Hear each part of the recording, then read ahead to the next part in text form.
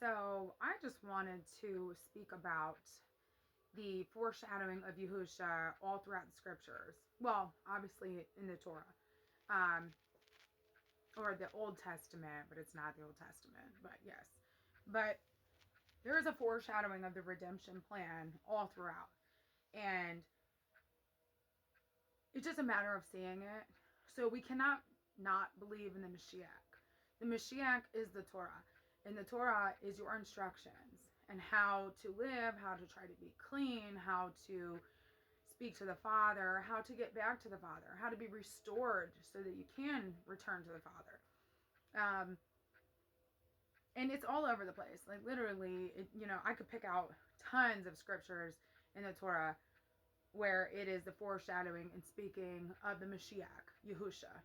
Um, and this is Ezekiel or Yezikel, which my Hebrew is, I can read it but not speak it as well. But anyways, and this would be Ebrith actually, um, written from Paleo Hebrew.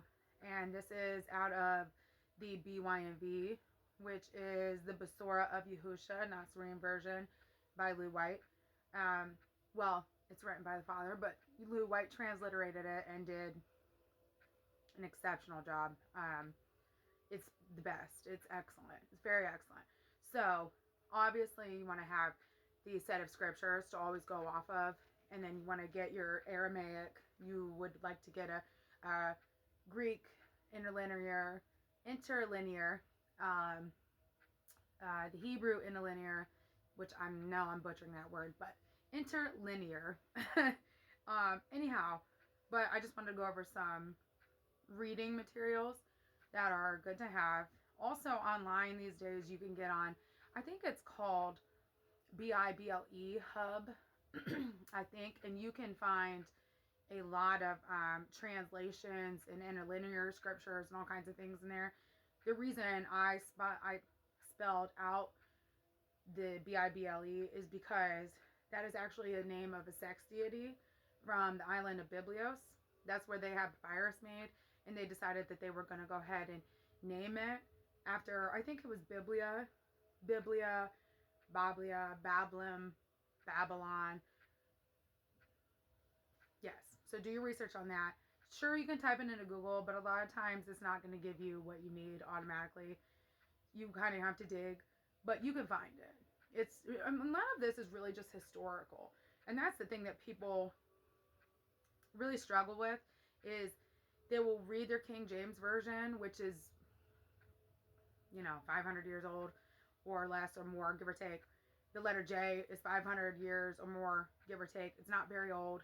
The letter W was invented for the printing press. It was a double U, but then it became a we, and that's where you get the Yahweh shit.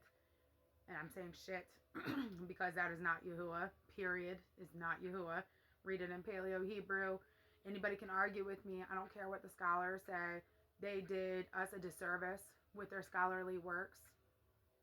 They did us a disservice, and they will be held extremely accountable because they know. And if they didn't know, of course, who am I to pass judgment on them? They were trying, and they used the materials that they had, but many of them knew. And so they knew what they did. And the Father is going to hold them to a way higher accountability. When you know better and you don't do better and you don't speak better, you're kind of going to get spanked. Seriously spanked. So anyhow, this is Ezekiel 44. It's kind of long, but there's a lot in this, but it's a really great scripture where when you listen to it, you will see the foreshadowing of Yahusha. And there's tons in Ezekiel, which is all in the scriptures. Or the Basora. Basora means the message. That's what this was supposed to be called.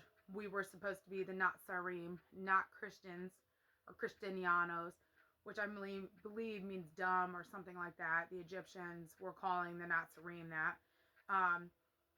The true Nazarene, or the people that call themselves Christians, were being fed to lions in Rome. So Constantine did us an extreme disservice. He's one of the probably most wanted for crimes against humanity. Probably the greatest crime to humanity that was ever done was was perverting the word. And the Council of Nicaea, again, horrible crimes against humanity. But I'm not going to get into all that today, but we will. So anyways, I'm just going to read out the scriptures just so if you can back up everything that you say and know with history and with scripture, there's no argument because it's here. What can you say when it's in black and white? What can you say when it's historical? What can you say when the Ruach HaKodesh is teaching you? They can't. And if they come against you vehemently, you're doing something right. But make sure you're doing what is right, what is good, what the Father wants, not what you want. There is no specific calling that we have. I'm sure He picked some of us to do certain things, but we are to be Yahuwah's vessels. We're not to be what we want to be. You know, there's people going around like, I'm a prophetess, and I'm a prophet, and I'm this, and I'm that. I'm sure you don't want to go out the way that prophets truly go. And if you truly are a prophet, you're not saying so. It's just not. It's just not. It doesn't work that way. If you're a prophet, then you know. You don't have to say it. You don't have to scream it from the rooftops. You need to be, and I don't like the word humble because generally in the scriptures when they say humble, it means rape. So I don't like to use that word, but you need to be, I can't think of a better word for it right now, but don't be puffed up. This is about Him. It's all about Him. And He is all about us, but it is all about Yahuwah. And what He has given to us, what He has done for us, what He has gave up for us is, there's really no words for it. So anyways, let's try to give back. You know, we really truly were, rags in front of Him. I think Paul said that. There's really nothing we could do to give back, but all He really wants is our love and devotion and obedience. And obedience isn't blind obedience. It's not falling down and bowing over or bowing down to something or just blind obedience. He wants His servants to know Him without a doubt and love Him without a doubt and know that His love is, there's nothing like it. So yeah, anyways, enough ranting. I'm going to read this now. Okay, so Ezekiel 44, and I'm sorry if I don't read this perfectly. I'm not a perfect person at all. None of us are, but I'm real, and so I'm going to try to do this as real as I can, and with as much right doing as I can try to do. So anyways, 44, Ezekiel 44. And he brought me back to the outer gate of the set-apart place, which faces east, and it was shut. And Yahuwah said to me, this gate is shut, it is not opened, and no one enters it, because Yahuwah Elohim of Israel, or Yisrael, I'm saying that terribly, but it's actually Yisrael, has entered it, and it shall be shut. The prince as prince, he sits in it to eat bread before Yahuwah, coming in by way of the porch of the gate and going out the same way. The porch of the gate could possibly be Solomon's porch, or Shaloma, I think is really actually his name. It's not Salomon, it would be Shaloma. Anyways, something close to that. And I would do another video with the proper names and the proper pronunciations and all of that. So forgive me for butchering it a little bit, but I'm trying. So anyway, where was I at? Oh, I'm going to just read it over again because I think I really messed this up. The prince as prince, he sits in it to eat bread before Yahuwah, coming in by way of the porch of the gate and going out of it the same way. And he brought me by the way of the north gate to the front of the house, and I looked and saw the esteem of Yahuwah filled the house of Yahuwah, and I fell on my face. Only time you'll fall on your face is before the actual Father, because you can't look upon Him anyways, not alive. Oh, well, I don't know if anyway, but anyways, that would be a later discussion. So, and Yahuwah said to me, Son of man, set your heart and see with your eyes and hear with your ears and all that I say to you concerning all. Okay, so this is Yezekah or Ezekiel 44. And he brought me back and he brought me back to the outer gate of the set apart place which faces east, and it was shut. And Yahuwah said to me, this gate is shut, it is not opened, and no one enters it, because Yahuwah Elohim of Yisrael, or Israel, has entered by it, and it shall be shut. The prince, as prince, he sits in it to eat bread before Yahuwah, coming in by way of the porch of the gate, and going out the same way. And Yahuwah said to me, Son of man, set your heart and see with your eyes and hear with your ears all that I say to you concerning all of the laws of the house of Yahuwah and all of its Turoth. Turoth is, I'm pretty sure that it has to do with the first 5 books of Moshe or Moses, and Turoth would be instructions, laws, or laws is actually instructions, like Torah is laws. So Turoth would be, I believe, the plural form of that. Correct me if I'm wrong. Let me find my place again. Where is I at? Okay. And all of its Turoth. And you shall set your heart to the entrance of the house with all the exits of the set apart place, and shall say to the rebellious, to the house of Yisrael, Thus said the Master Yahuwah, house of Yisrael, enough of all these abominations of yours, and that you be brought in, and that you brought in sons of a foreigner, uncircumcised in heart and uncircumcised in flesh, to be in my set apart place to profane it, my house. That you brought near my food, the fat and the blood, and you broke my covenant because of all of your abominations. And you did not guard the charge of that which is set apart to me, but you have set others to guard the charge of my Kodesh place for you. Kodesh is clean or set apart. Thus said the Master Yahuwah, no son of a foreigner, uncircumcised in heart or uncircumcised in flesh, comes into my Kodesh place, even any son of a foreigner who was among the children of Yisrael. And the Luim, which I may be pronouncing that incorrectly as well, or Luim, it's Luim, I think it's Luim, which was part of the priesthood from Moshe, who went far from me when, I'm going to just start that sentence all over again, and the Luim, who went far from me when Yisrael went astray, who strayed away from me after their idols, they shall bear their crookedness. And they were attendants in my Kodesh place, as gatekeepers of the house and attendants of the house, slaughtering the burnt offering and the offering for the people, and standing before them to attend to them, because they attended to them before their idols, and became a stumbling block of crookedness to the house of Israel, or Yesharal.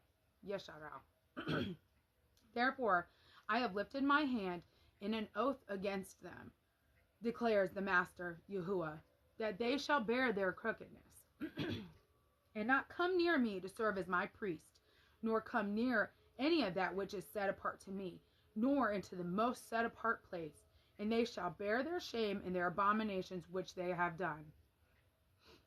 Yet I shall make them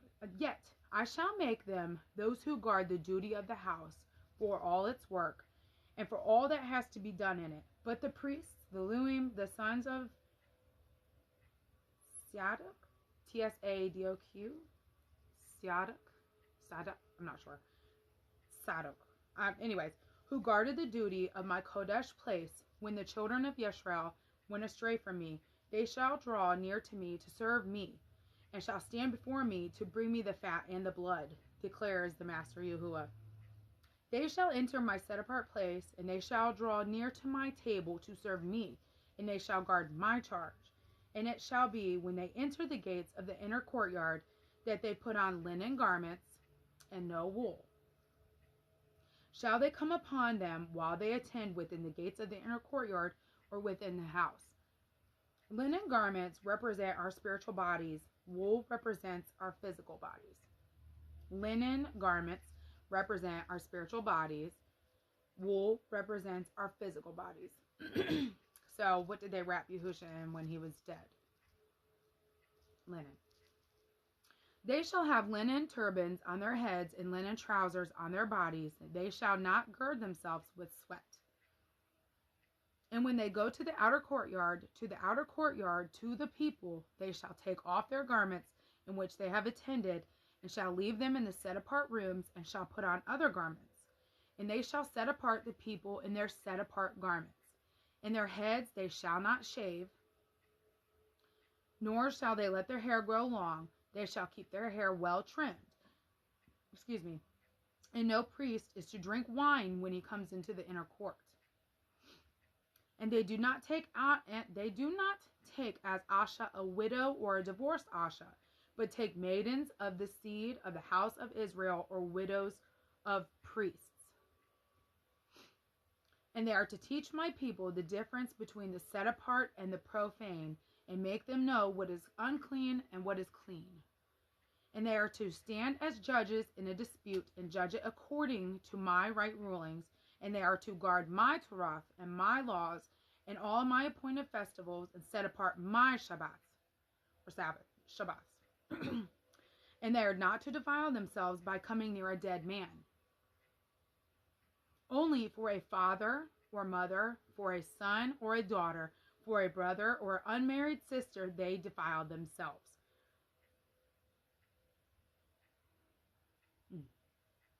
And after his cleansing, they count 7 yamin for him, which are days. And on the day, or yam, that he comes into the inner court of the set-apart place to attend in the set-apart place, he brings his sin offering, declares the Master Yahuwah. And it shall be to them for an inheritance. I am their inheritance. Or, well, Yahuwah would say, I am their inheritance. And you give them no possession in Israel. I am their possession. The grain offering and the sin offering and the guilt offering they are to eat. And all that is dedicated, and all that is dedicated in Yisrael is theirs. And the first of all the first fruits of all, and every contribution of all of your contributions belong to the priests. And the first of your ground meal you give to the priest, so that a blessing rests on your house. The priests are not to eat any bird or any beast found dead or torn to pieces. Just a little food for thought.